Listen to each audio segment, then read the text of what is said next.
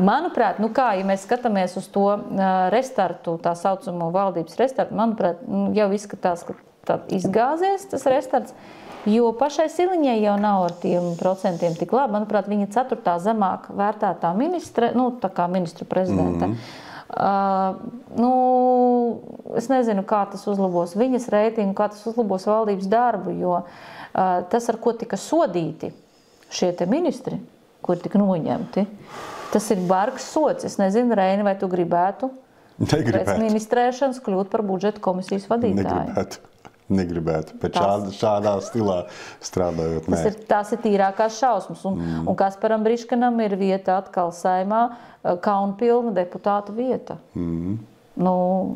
Traki. Tā kā es nedomāju, ka tas ir tāds tiešām restarts. Siliņai pašai būtu jāaiziet prom. Tad vismaz kaut kas mainītos. Bet kas nāks viņas vietā, tas vienmēr mūžīgais jautājums. Ko tur labu varēs atrast? Jā, cik vispār reāli šobrīd kaut kādu un vispār jēga, teiksim, tādam restartam, ja, un kaut ko, manuprāt, vispār, šobrīd šī valdība, man izskatās arī, ka viņi kaut kur laipo visu laiku. Laipo, nevar saprast, tā kā šī te filmā Velna kalpa, Evalds Valters tēloja to lomu, ka viņš staigāja to spilvenu un atstāja, kam dot to atslēgu?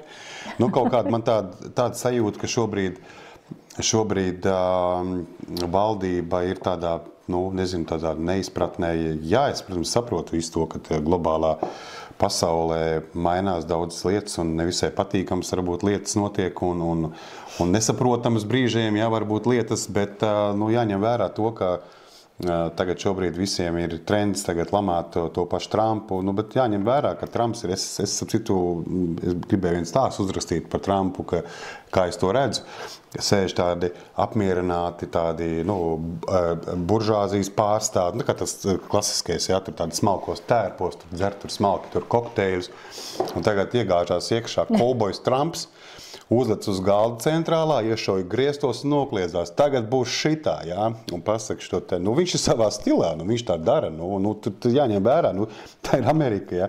Ko mēs tagad, mums tagad ir jāsaprot, mēs varam tagad darīt, ko mēs gribam, bet ir realitāte tāda, kāda viņi ir šobrīd, jā.